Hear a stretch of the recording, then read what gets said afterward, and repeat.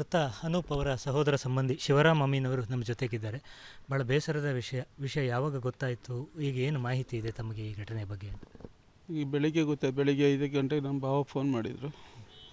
ಕಡೆಗೆ ಇಲ್ಲಿ ಅಶೋಕ್ ಪೂಜಾರಿ ಫೋನ್ ಮಾಡಿ ಕೇಳ್ತಾ ಅವ್ರಿಗೆ ಫಸ್ಟ್ ಇನ್ಫಾರ್ಮೇಷನ್ ಬಂದಿದ್ದು. ಕಡೆ ಅವರು ಹೇಳಿದರು. ಕಡೆಗೆ ನಾವಿಲ್ಲಿ ಸ್ಟೇಷನಿಗೆ ಹೋಯ್ತು. ಅವ್ರ ಆರ್ಮಿಯವರು ಅವ್ರ ಜೊತೆಗೆ ಕೆಲಸ ಮಾಡೋರು ಬಂದಿದ್ದರು. ಅವ್ರ ಜೊತೆ ಅವ್ರ ರಜೆಯಲ್ಲಿ ಇಲ್ಲಿದ್ದಂತೆ ಹುಳಿಯಾಳದಿಂದ. ಅಲ್ಲಿಂದ ರಾತ್ರಿ 10 ಗಂಟೆಗೆ ಗೊತ್ತಾಯ್ತು ಅಂತ ಅವ್ರು ಹೊರಟಿದ್ರು. ನಿನ್ನೆ 6 ಗಂಟೆಗೆ ಆಗಿದ್ದಂತೆ. ಇತ್ತೀಚೆಗಷ್ಟೇ ಊರಿಗೆ ಬಂದಿದ್ದರು ರಜೆಯಲ್ಲಿ. ಮೊನ್ನೆ ಶನಿವಾರ ಹೋಗಿದ್ದಷ್ಟೇ. 21ಕ್ಕೆ ಹೋಗಿದ್ದು ಇಲ್ಲಿಂದ. ಅಲ್ಲಿ ಹೋಗ್ತಾ ಇರುವಾಗ. ಯಾವ ಥರದ ಹುಡುಗ? ನೀವು ಬಾಲ್ಯದಿಂದ ನೋಡಿರ್ತೀರಿ ಮನೆಯವರ ಯಾವ ಥರ ಅಕ್ಕಂದ್ರಿಗೆಲ್ಲ ಮದುವೆ ಮಾಡಿ ಭಾಳ ಕಷ್ಟದಲ್ಲಿ ಜೀವನ ಅಂತ ಹೇಳ್ತಾರೆ. ತುಂಬ ಕಷ್ಟದಲ್ಲೇ ಇದ್ದವರು. ನಾವು ಅವರು ಒಟ್ಟು ಒಂದೇ ಫ್ಯಾಮಿಲಿ. ನನ್ನ ಚಿಕ್ಕಮ್ಮ ಮಗ ಅವು ಹುಟ್ಟಿ ಸ್ವಲ್ಪ ಟೈಮ್ ಹಾಕೋ ಅವ್ರ ಅಪ್ಪ ಬರೋದಿಲ್ಲ ಇತ್ತು. ಅಪ್ಪ ಎಲ್ಲ ಬರೋದಿಲ್ಲ ಇತ್ತು. ಕಡೆಗೆ ನಮ್ಮ ಜೊತೆಗೆ ನಾವೆಲ್ಲ ನೋಡ್ಕೊಂಡು ನಮ್ಮ ಜೊತೆಗೆ ಬೆಳೆದ್ವಿ. ತಂದೆ ಬರಲಿಲ್ಲ. ತಂದೆ ಬರೋದಿಲ್ಲ ಈಗ. ಹೌದು, ಎರಡು ಅಕ್ಕ ಮದುವೆ ಆಗಿದೆ. ಹಾಂ.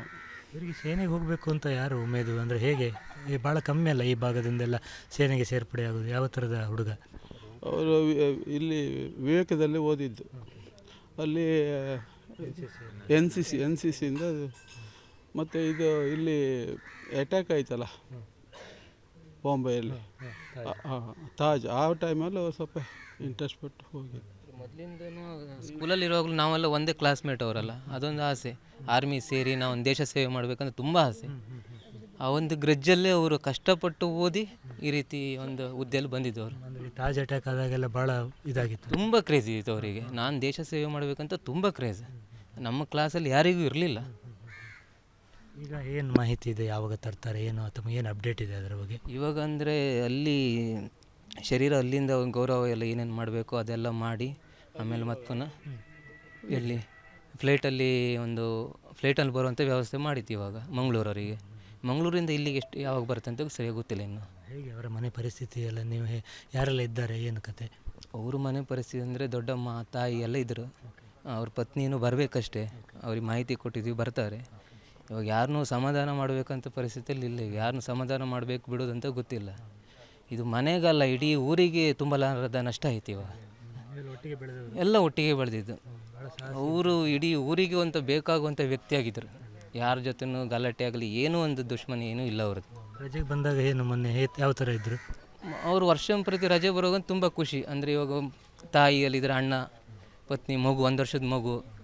ಮನೆ ಬಿಟ್ಟು ಹೊರ್ಗೆ ಬರ್ತಾ ಇರಲಿಲ್ಲ. ಅಂದರೆ ಮಗಿನ ಜೊತೆ ಆಟ ಆಡುವುದು ಏನೋ. ಅಲ್ಲಿ ಎಲ್ಲೋ ಕಷ್ಟಪಟ್ಟು ಡ್ಯೂಟಿ ಮಾಡಿ ಸಾಕಾಗಿರ್ತಾರೆ. ಆ ಒಂದು ಫ್ಯಾಮಿಲಿ ಜೊತೆ ಇರುವಂಥ ಸಂತೋಷ ಕ್ಷಣ ಇದೆಯಲ್ಲ, ಅದನ್ನು ಅವ್ರು ಇಷ್ಟು ಬೇಗ ಏನು ಹೇಳೋದು ಅಂತ ಗೊತ್ತಾಗೋದಿಲ್ಲ. ಈಗ ಹೋಗುವಾಗಲೂ ಅವರು ತುಂಬ ದುಃಖದಲ್ಲೇ ಹೋಗಿದ್ರು. ಎಲ್ಲರಿಗೂ ಇಲ್ಲಿ ಮನೇಲಿರೋರಿಗೆ ಜಾಗ್ರತೆ ಹೇಳ್ತಾಯಿದ್ರು, ಜಾಗ್ರತೆ ಮಾಡ್ಕೊಳ್ಳಿ. ಮತ್ತು ವಯಸ್ಸಾದವ್ರು ತಾಯಿ ಇದ್ರು, ಅವ್ರಿಗೆ ಹುಷಾರಿಲ್ಲ. ದಿನಕ್ಕೆ 4-5 ಮೆಡಿಷನ್ ಆಗುತ್ತೆ.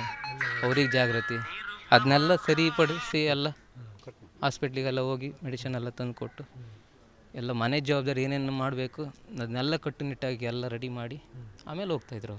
ಅವ್ರ ಡ್ಯೂಟಿ ಹೋಗ್ತಾಯಿದ್ರು. ಅಂದರೆ ಅವರ ಒಡನಾಡಿಗಳು, ಅವರ ಹತ್ತಿರದ ಸಂಬಂಧಿಗಳು ಹೇಳುವ ಪ್ರಕಾರ ಬಹಳ ಒಂದು ಕ್ರೇಜ್ ಇತ್ತು, ತಾನು ಮಿಲಿಟ್ರಿ ಸೇರಲೇಬೇಕು ಅನ್ನುವಂಥದ್ದು.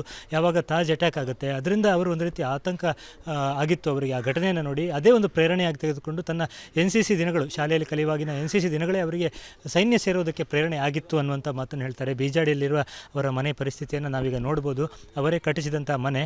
ಒಬ್ಬನೇ ಮಗ, 2 ಅಕ್ಕಂದಿರಿದ್ದರು. ಗಂಡು ಮಗ ಒಬ್ಬನೇ ಇದ್ದಂಥದ್ದು. ತಂದೆ ಎಳವೆಯಿಂದಲೇ ಜೊತೆಗೆ ಇರಲಿಲ್ಲ. ಸೊ ಆ ದೃಷ್ಟಿಯಿಂದ ನೋಡಿದಾಗ ಮನೆಯನ್ನೇ ಕಟ್ಟಿ ಅಕ್ಕನವರಿಗೆಲ್ಲ ಮದುವೆ ಮಾಡಿಸೋದು ಇತ್ಯಾದಿ ಎಲ್ಲ ಸ್ವಂತ ಜವಾಬ್ದಾರಿಯನ್ನು ತೆಗೆದುಕೊಂಡು ಮಾಡಿದವರು ಅಂತ.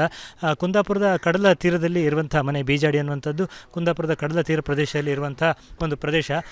ಮತ್ತು ಇಲ್ಲಿ ಏನಂದರೆ ಅವರಿಗೆ ಒಂದು 3 ವರ್ಷದ ಹಿಂದೆ ಅಷ್ಟೇ ಮದುವೆ ಆಗಿತ್ತು. ಒಂದು ಪುಟ್ಟ ಮಗು ಬೇರೆ ಇದೆ. ಇತ್ತೀಚೆಗಷ್ಟೇ ಅವರು ರಜೆಗೆ ಬಂದಿದ್ದರು. ಕಳೆದ ಶನಿವಾರವಷ್ಟೇ ರಜೆಯನ್ನು ಪೂರೈಸಿ ಮತ್ತೆ ವಾಪಸ್ ಆಗಿದ್ದರು ಅನ್ನುವಂಥದ್ದು. ಹೋಗುವಾಗಲೂ ಬಹಳ ಬೇಸರದಲ್ಲಿದ್ದರು. ಮನೆಯನ್ನು ಬಿಟ್ಟು ಹೋಗಬೇಕಲ್ಲ ಅನ್ನುವಂಥ ಬೇಸರದಲ್ಲಿದ್ದರು. ಇನ್ನೊಂದು 4-5 ವರ್ಷ ಸರ್ವಿಸ್ ಮಾಡಿದರೆ ಅವರಿಗೆ ಒಂದು ನಿವೃತ್ತಿ ಕೂಡ ತೆಗೆದುಕೊಳ್ಳೋದಕ್ಕೆ ಅವಕಾಶ ಇತ್ತು. ಸೊ ಇಡೀ ಊರೇ ಅವರ ಕುಟುಂಬದ ಒಂದು ರೀತಿಯ ಬೇಸರದಲ್ಲಿರುವುದನ್ನು ನಾವು ನೋಡ್ಬೋದು. ಸಾಕಷ್ಟು ಅವರ ಸ್ನೇಹಿತರು, ಅಭಿಮಾನಿಗಳು, ಊರವರು ಬಂದು ಮನೆ ಆಸುಪಾಸು ಸೇರಿದ್ದಾರೆ. ಆದಷ್ಟು ಬೇಗ ತರಿಸಿಕೊಳ್ಳಬೇಕು ಅವರ ಶವವನ್ನು ಅನ್ನುವಂಥ ದೃಷ್ಟಿಯಿಂದ ಎಲ್ಲ ತಯಾರಿಗಳು ಕೂಡ ಆಗ್ತಾ ಇದೆ. ಅವರ ಸೇನೆಯಲ್ಲಿರುವಾಗಿನ ಒಂದು ಫೋಟೋವನ್ನು ಕೂಡ ನಾವು ಗಮನಿಸಬಹುದು. ಇಲ್ಲಿ ತಂಡವಾಗಿ ಇರುವಂಥ ಒಂದು ಫೋಟೋ, ಮನೆಯಲ್ಲಿ ಭಾಳ ಹೆಮ್ಮೆಯಿಂದ ಈ ಫೋಟೋವನ್ನು ಇಟ್ಟುಕೊಂಡಿದ್ದರು ಅನ್ನುವಂಥದ್ದು. ಈ ಫೋಟೋದಲ್ಲಿ ಅವರನ್ನು ನಾವು ಗುರುತಿಸೋದಾದರೆ ಇಲ್ಲಿ ಅವರು ಇದ್ದಾರೆ ಅಂತೇಳಿ ಮನೆಯವರು ಗುರುತಿಸಿ ಹೇಳ್ತಾ ಇದ್ದಾರೆ. ಸೊ ಬಹಳ ಒಂದು ಏನಂದರೆ ಸೈನ್ಯದಲ್ಲಿ ಸೇವೆ ಸಲ್ಲಿಸಬೇಕು, ದೇಶಕ್ಕೇನಾದರೂ ಕೊಡುಗೆ ಕೊಡಬೇಕು ಅನ್ನುವಂಥ ದೃಷ್ಟಿಯಿಂದ ಸೇವೆ ಮಾಡ್ತಾ ಇದ್ದವರು. ಅಂತ್ಯ ಸಂಸ್ಕಾರಕ್ಕೆ ಬೇಕಾದ ಎಲ್ಲ ತಯಾರಿಗಳನ್ನು ಮಾಡಿಕೊಳ್ಳಲಾಗ್ತಾ ಇದೆ. ಪರವೂರಿನ ಜನರೆಲ್ಲ ಬರಬೇಕಾಗಿದೆ. ಪತ್ನಿ ತನ್ನ ತಂದೆ ಮನೆಗೆ ಹೋಗಿದ್ದಾರೆ, ಅವರಿಗೂ ಕೂಡ ತೀವ್ರ ಆಘಾತ ಆಗಿದೆ. ಅವರು ಇನ್ನಷ್ಟೇ ಬರಬೇಕು. ಆ ನಂತರದಲ್ಲಿ ಊರವರೆಲ್ಲ ಸೇರಿ ಬಹಳ ಗೌರವಾನ್ವಿತ ರೀತಿಯಲ್ಲಿ ಅವರನ್ನು ಅಂತ್ಯ ಸಂಸ್ಕಾರ ಮಾಡುವುದಕ್ಕೆ ಬೇಕಾದ ಎಲ್ಲ ತಯಾರಿಗಳನ್ನು ಮಾಡಿಕೊಳ್ಳಲಾಗಿದೆ. ಉಡುಪಿಯಿಂದ ಕ್ಯಾಮ್ರಾಮನ್ ಹರೀಶ್ ಜೊತೆಗೆ ಶಶಿಧರ್ ಮಾಸ್ತಿಬೈಲು, ಏಷ್ಯಾನೆಟ್ ಸುವರ್ಣ ನ್ಯೂಸ್.